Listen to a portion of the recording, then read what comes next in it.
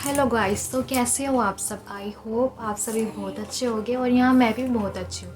तो आज मैं आपके साथ शेयर करने जा रही हूँ अपना सी सेक्शन के बाद का रूटीन की क्या क्या चीज़ें सी सेक्शन के बाद मैंने खाई, क्या क्या चीज़ें मैंने नहीं खाई।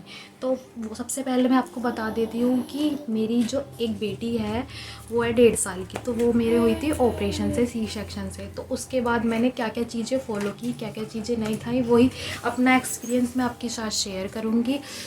और कैसे मैंने अपनी रिकवरी जल्दी की जिससे कि मुझे कोई भी दिक्कत नहीं हुई, ना ही टाँकों में कोई दिक्कत हुई, ना बैक पेन में कोई दिक्कत हुई। मतलब सब चीज़ें बिल्कुल ठीक हुई जैसे मैंने सोचा था। बट वो चीज़ें आपको अपनी डाइट से करनी पड़ेंगी, हर चीज़ें मैनेज करनी पड़ेंगी, अपना बहुत ख्याल रखना पड़ेगा, टाँकों का बहुत ख्याल रखना पड़ेगा, बेबी का भी बहुत ख्याल रखना पड़ेगा। और क्या क्या आपको काम नहीं करने हैं सी सेक्शन के बाद, तो उसकी वीडियो मैंने अपने चैनल पर डाल चुकी है, आप एक बार देख सकते हैं क्या क्या काम मैंने नहीं किए थे। तो चलो मैं बताती हूँ कि क्या क्या मैंने नहीं खाया था। तो सबसे पहला देखो, मैंने दूध बिल्कुल नहीं पिया था। दूध आपको भी अवॉइड करना है, दूध नहीं पीना है एटलीस्ट 2 मंथ तक। 2 मंथ तक आपको दूध पीना ही नहीं है। 2 मंथ बाद आप धीरे धीरे थोड़ा थोड़ा क्वांटिटी में दूध स्टार्ट कर सकते हो, बट मैंने तो बिल्कुल भी नहीं पिया। क्योंकि मैंने सुना था कि दूध पीने से ना आपके टाँकों में, अंदर के टाँकों में पस पड़ने लग जाती है, मवाद होने लग जाती है। तो इसलिए मैंने डर की वजह से दूध बिल्कुल नहीं पिया। और दूध पीने के लिए एटलीस्ट स्टार्टिंग में तो डॉक्टर भी मना करते हैं कि आपको दूध मिल्क लेना ही नहीं है। तो मैंने तो 2-3 महीने तक बिल्कुल भी दूध नहीं लिया था। जब तक कि मेरे टाँके नहीं कटे तब तक कि मैंने और चीज़ें भी स्टार्ट नहीं की थी। जब मेरा ऑपरेशन हो गया था उससे नेक्स्ट डे से तो मुझे दी गई थी एक नॉर्मल सी चाय, दूध की चाय दी गई थी, नॉर्मल सी दूध की चाय पी थी मैंने। एंड मैंने लिए थे बिस्किट, पार्ले जी के बिस्किट लिए थे साथ में चाय के साथ। तो आप भी अगर आप चाह सकते हो तो दूध की चाय ले सकते हो। स्टार्टिंग में मॉर्निंग में एंड इवनिंग में दोनों टाइम मैं चाय पीती थी, उसके साथ बिस्किट ले लिया करती थी। तो मैंने ये खाया था स्टार्टिंग में ऑपरेशन के बाद। और बीच में मेरी सासू माँ मेरे लिए ले आती थी खिचड़ी, मूंग की दाल की खिचड़ी, बिल्कुल लिक्विड जैसी थी। एंड दाल ज़्यादा रहती थी, उसमें राइस कम रहते, तो राइस हल्के से डालने होते हैं, तो वो आती थी। तो मैं दोपहर के टाइम वो खाती थी। तो आप ना कोशिश करना कि आप हाइड्रेट रहें, आप डिहाइड्रेट बिल्कुल भी ना रहें। आप कोशिश करना आप ज़्यादा लिक्विड चीज़ें खाएं। तो मैं लिक्विड चीज़ें ही ज़्यादा खाती थी। चाय तो मैं उस टाइम ना 2-3 बार पी लेती थी, बिस्किट भी 2-4 लिया करती थी। एंड फिर खिचड़ी तो मैं चली रही थी मेरी। तो मैंने स्टार्टिंग में 9-10 दिन तो यही चीज़ें खाई थी, चाय एंड खिचड़ी वगैरह, ये दाल खाई थी। तो स्टार्टिंग में मैंने ये चीज़ें खाई। फिर उसके बाद जब डॉक्टर ने मुझे टाँके स्टिचेस कटने के लिए बुलाया, 10 दिन बाद मेरे स्टिचेस कट गए थे। तो 10 दिन बाद जब मैं डॉक्टर के यहाँ गई, तो जब मेरे स्टिचेस कट गए तो डॉक्टर ने मुझे बोल दिया कि आप सब चीज़ खा सकते हो, सारी चीज़ें खा सकते हो आप। बट डॉक्टर तो बोल देते हैं, बट खुद को भी रहता है कि नहीं मुझे प्रॉब्लम हो सकती है। क्योंकि हमारे जो स्टिचेस रहते हैं, सामने के ऊपर के स्टिच तो कट जाते हैं, बट जो अंदर के स्टिचेस होते हैं उनको हील होने में ना काफ़ी टाइम लगता है। तो मैंने और लोगों से भी, जो हमारे रिलेटिव्स हैं, उनसे भी मैंने यही चीज़ें सुनी थी कि उन्हें बाद में जाके काफ़ी प्रॉब्लम हो गई थी। डॉक्टर ने उनको भी यही बोल दिया था सब चीज़ें खाओ, बट बाद में जाके मवाद वगैरह होल भी हो जाता है आपके टाँकों में। तो मुझे इन चीज़ों से बहुत ज़्यादा डर लगने लग गया कि बस मेरे साथ ये ना हो, मेरे साथ सब चीज़ें नॉर्मल हो, सब चीज़ें अच्छे से हो जाए। तो मुझे बहुत ज़्यादा डर लगता था। तो मैंने इस चीज़ का ख्याल रखा, मैंने दूध बिल्कुल नहीं पिया। जब मेरे 10 दिन बाद मेरे स्टिचेस ऊपर वाले जब कट गए थे ना, उसके बाद धीरे धीरे मैंने घी स्टार्ट किया। मेरी सासू मॉम ने मुझे हल्का सा 1 चम्मच घी मेरी सब्जी में, मेरी दाल में डाल के दे दिया करती थी। तो उसके बाद मैंने थोड़ा थोड़ा क्वांटिटी में घी स्टार्ट करे। तो आप भी थोड़े थोड़े क्वांटिटी में घी स्टार्ट कर सकते हो। एकदम से आप बहुत सारा घी नहीं खाए तो अच्छा ही है, धीरे धीरे आप स्टार्ट कर सकते हो। तो उसके बाद मैंने क्या क्या चीज़ें डाइट में शामिल करी टाँके करने के बाद। तो देखो, उसके बाद चाय तो मैं डेली ही पीती थी दूध की। तो वो मैं इवनिंग एंड मॉर्निंग में तो मैं डेली ही चाय लेती थी। तो मेरी सासू मोम ने मेरे लिए बना दिया था सांदा, काफ़ी सारे ड्राई फ्रूट्स का सांदा बना दिया था, अच्छे से उनको रोस्ट करके घी में, थोड़े से घी में अच्छे से रोस्ट करके मेरी सासू मोम ने बनाया था सांदा। उसमें डाल दिया था उन्होंने अजवाइन, सौंठ वगैरह सारी चीज़ें, जो कि एक न्यू मोम के लिए काफ़ी अच्छे होते हैं जब वो एक बेबी को जन्म देती है। तो वो सारी चीज़ें मैंने खाई। तो मैं थोड़ा सा, इतना सा 1 कटोरी मॉर्निंग में इवनिंग में सांदा ले लिया करती थी चाय के साथ। आपकी मर्ज़ी, आप सांदा भी ले सकते हैं, या फिर होते हैं ना कि गुड़ लड्डू भी बनाए जाते हैं किसी किसी के यहाँ, उसी सांदे के उसी तरह सारी चीज़ें मिक्स करके, सोट रिफाइन वगैरह सब मिक्स करके लड्डू भी बनाए जाते हैं। तो हमारे यहाँ तो लड्डू मैंने मना कर दी थी मम्मी से कि नहीं मुझे तो सांदा खाना है। तो मैंने तो सांदा खाया था, उसका बहुत टेस्टी लगता है मुझे सांदा, तो इसलिए मैंने सांदा खाया था। फिर मेरी जो सासू मम थी दोपहर को वो मुझे दिया करती थी मूँग की दाल की खिचड़ी, तो मेरी चली रही थी, पर डेली डेली तो नहीं खाई जा सकती ना। तो फिर उसके बाद मेरी सासू मम ने मुझे दिया था मसूर की दाल बनाती थी हल्के नमक मिर्च मसाले की। तो सबसे पहले मैं मसूर की दाल खाती थी, और हल्की सी आप ना रोटी भी खा सकते हो, तो मैं रोटी भी खाना स्टार्ट कर दिया था टाँके करने के बाद। तो 2 रोटी या 1 रोटी आप खा सकते हो, बिल्कुल पतली पतली सी रोटी होनी चाहिए। तो 2 रोटी मैं खा लिया करती थी पतली पतली सी। तो 2 रोटी मैंने स्टार्ट कर दी खानी पतली पतली सी। तो उसके बाद मैं शाम को खाती थी हरीरा। आपके यहाँ ना उसे हरीरा भी बोलते हैं, बट हमारे यहाँ बोलते हैं पात, गुड़ की पात।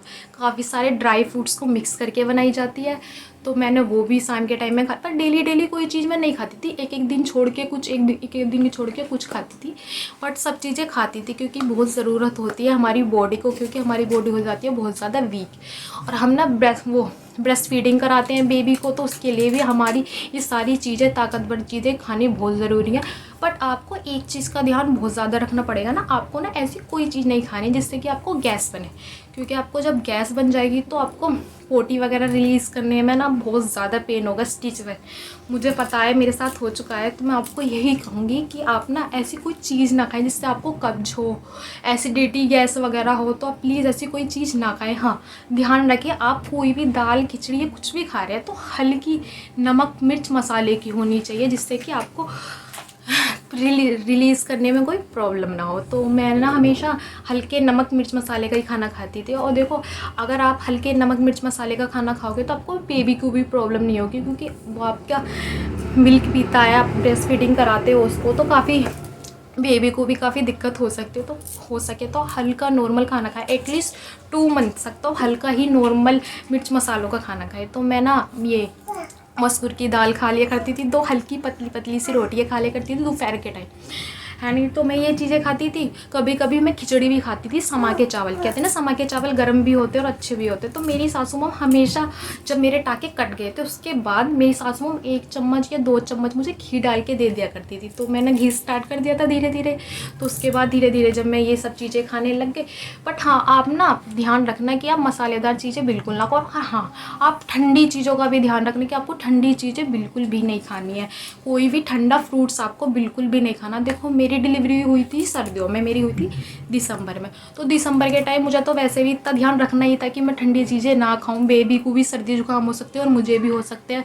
बट देखो, आपको और ज़्यादा प्रॉब्लम हो सकती है अगर आपको जुकाम, सर्दी या आपको खांसी हो गई ना। सच्ची में बताऊँ, जान आफत में आ जाती है। क्योंकि अगर आप खांसते हो ना तो आपके स्टिचेस इतने दुखते हैं ना, अंदर से बहुत पेन होता है, मुझे पता है। क्योंकि जब हमारे यहाँ कथा हुई थी ना स्टार्टिंग में बेबी की, तो जब मुझे धक्का आ रहा था, जब मैं खांस रही थी ना ऐसे ऐसे करके, तो मुझे बहुत पेन हो रहा था। तो मैं यही कहूँगी कि आप बिल्कुल भी कोई ठंडी चीज़ मत खाना जिससे कि आपकी खांसी, नज़ला, जुकाम हो। वो इस चीज़ पे काफ़ी ज़्यादा असर पड़ेगा, दुखेगा और अंदर से टूट भी सकता है। अगर आप ज़्यादा तगड़ी तरीके से खांसने लग गए तो आपके स्टिच वगैरह टूट भी सकते हैं। तो प्लीज़ ठंडी चीज़ें खानी अवॉइड करें, जब तक कि 2 महीने तक कर लें, क्योंकि उसके बाद ना आपके अंदर के टाँके भी थोड़ा हील होने लगते हैं, तो इतना डर भी नहीं रहता। तो इस चीज़ का बिल्कुल ध्यान रखें। एंड मैं जो खाती थी, मैं ना एग भी लेती थी, अंडे भी खाती थी मैं। आप ना 4 अंडे खा सकते हो। मैंने डेली तो नहीं कह सकती, मतलब 3 दिन में छोड़ दिया करती थी। थर्सडे और ट्यूसडे एंड सैटरडे मैं नहीं खाती थी अंडे। तो ना मैं 3 दिनों को छोड़ के ना डेली 4 अंडे बॉईल करके खाती थी। आप उसकी जर्दी भी ले सकते हो, नहीं भी ले सकते। बट कहते हैं, मेरी तो सर्दियों का टाइम की डिलीवरी थी तो मैंने जर्दियाँ प्रॉपर ली। आप भी ले सकते हो, आप नहीं भी ले सकते, वो आपकी मर्जी है। तो मैंने जर्दी, कहते हैं ना उसमें ज़्यादा कैल्शियम, प्रोटीन वगैरह होता है अंडे में, तो इसलिए आपके अंदर से टाँकों को ना कैल्शियम की बहुत ज़्यादा ज़रूरत होती है। दाल में प्रोटीन पाया जाता है एंड अंडों में कैल्शियम पाया जाता है। तो कैल्शियम की इतनी ज़्यादा ज़रूरत होती है और प्रोटीन की इतनी ज़्यादा ज़रूरत होती है। तो हो सके अगर आप वेजिटेरियन नहीं हो तो तो आप अंडे ले सकते हो, एग ले सकते हो, बट मैंने तो लिया। देखो मुझे तो चिंता थी कि मेरे जल्दी से टाँके ठीक हो जाए, तो इसलिए मैंने लिया। आप ले सकते हो, आपकी मर्जी है, आप नहीं भी ले सकते हो। आप और भी चीज़ें खा सकते हो, ड्राई फ्रूट्स आप रोस्ट करके अच्छे से ड्राई फ्रूट्स रख सकते हो। आप डेली मॉर्निंग या इवनिंग में चाय के साथ ड्राई फ्रूट्स खा सकते हो अच्छे से। तो ये भी आपको शरीर को मजबूत बनाएगा, आपकी हड्डियों को भी मजबूत बनाएगा। और आप हरीरा ले सकते हो। आपके यहाँ हरीरा बोला जाता है, बट हमारे यहाँ पात बोला जाता है। तो आप पात भी खा सकते हो। एंड आप ड्राई फ्रूट का सांदा खा सकते हो। बहुत सारी चीज़ें हैं जो मैंने खाई हैं, यही चीज़ें जो मैंने खाई हैं वही बता रही हूँ मैं आपको। तो मैंने दाल खाई, मसूर की दाल खाई, और क्या कहते हैं खिचड़ी खाई है मैंने, मूंग की दाल की खिचड़ी खाई है, एंड समा के चावल की खिचड़ी खाई है। ये चीज़ें तीनों चीज़ें ज़्यादातर ना मैं दोपहर के टाइम खाया करती थी। रोटी भी ले लिया करती थी 2 दाल के साथ, हल्की सी पतली सी रोटी। आप ना दाल के अंदर भिगो के अच्छे से डिप करके फुलो के रोटी आराम से खा सकते हो, कोई दिक्कत नहीं है। और अच्छी भी होती है, दाल गर्म भी होती है, तो अच्छा है आपके बेबी के लिए। और हाँ, आपने आपको ज़्यादा हाइड्रेट रखे, हो सके तो आप अजवाइन का पानी पिए। अजवाइन बॉईल करके अच्छे से, बॉइली वाटर पिए, ठंडा पानी बिल्कुल भी ना पिए। हाँ, बॉईल वाटर पिए। मैंने तो देखो 2 महीने तक, 2-3 महीने तक अच्छे से बॉइली वाटर पिया।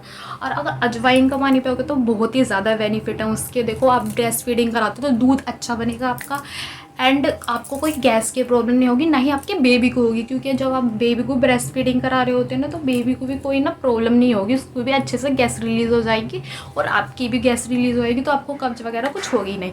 एंड सबसे इम्पोर्टेंट बेनिफिट होगा आपको कि आपका पेट अंदर को रहेगा। मतलब ज़्यादा कहते हैं ना, अजवाइन का पानी पीने से पेट अंदर चला जाता। तो मैंने तो ज़्यादातर पानी ही पिया था। मैं ना हमेशा रात के टाइम भी ना गर्म पानी ही पीती थी, रात में भी और दिन में भी। अब रात को भी काफ़ी बार 1-1 या 2-2 घंटे बाद जग कर आप ना पानी पीते रहे तो अच्छा ही रहेगा।